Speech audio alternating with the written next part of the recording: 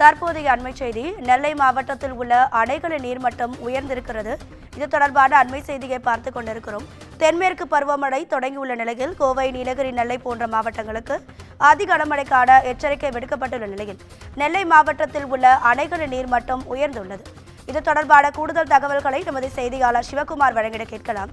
சிவகுமார், வணக்கம். இப்போ இந்த அணைகள்ல இருக்க நீர்மட்டம் உயர்ந்திருக்கிறதுனால கரையோரம் இருக்கிற மக்களுக்கு வெள்ள அபாய எச்சரிக்கை விடுக்கப்பட்டிருக்கிறதா? மாவட்ட நிர்வாகம் என்ன சொல்லுது?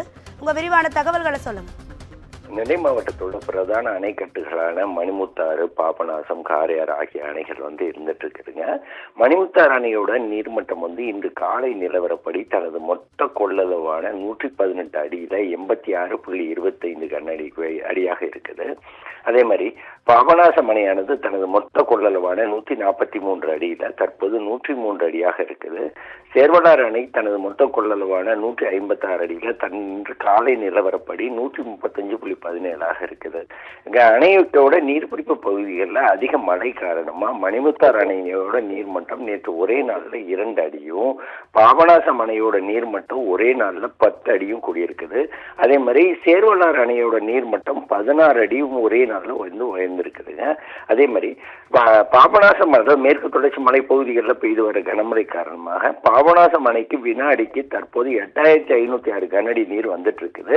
அதே மாதிரி மணிமுத்தாறு அணைக்கு வினாடிக்கு 1723 கனஅடி தண்ணி தான் வந்துட்டு இருக்குது. மணிமுத்தாறு அணை பகுதிகளில் நேற்று மட்டும் பார்த்தீங்கன்னா 24.8 மில்லிமீட்டர் மழையும், பாபநாசம் அணை பகுதிகளில் 82 மில்லிமீட்டர் மழையும், சேர்வலாறு அணை பகுதியில் 72 மில்லிமீட்டர் மழையும் பொழிவாயிருக்கு.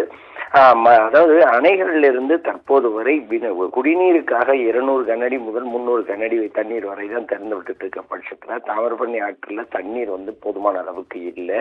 அதனால இங்க வெள்ளம் ஏற்படக்கூடிய சூழ்நிலையும் இப்போ தற்சமயம் இல்லை. இதோட இல்லாம நேற்று மாலை தொடங்கி, அதாவது நேற்று மாலை 3 மணி தொடங்கி தற்போது வரை நெல்லை மாவட்டத்தோட பல்வேறு பகுதிகளில் மழையானது நின்று வெயிலின் தாக்கம் கொஞ்சம் கொஞ்சமா ஆரம்பிச்சிருக்குது.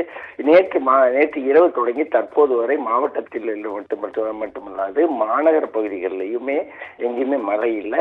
அதே மாதிரி பார்த்தீங்கன்னா நெல்லை மாவட்டத்தில் தற்போது ஏதேனும் அசம்பாவிதம் ஏற்படும் பட்சத்தில் அதில் உரிய நடவடிக்கை எடுக்க மாவட்ட நிர்வாகம் தயாராக இருப்பதாக மாவட்ட நிர்வாகம் தரப்பில் தெரிவிக்கப்பட்டிருக்குதுங்க. உங்க தகவல்களுக்கு நன்றி சிவகுமார்.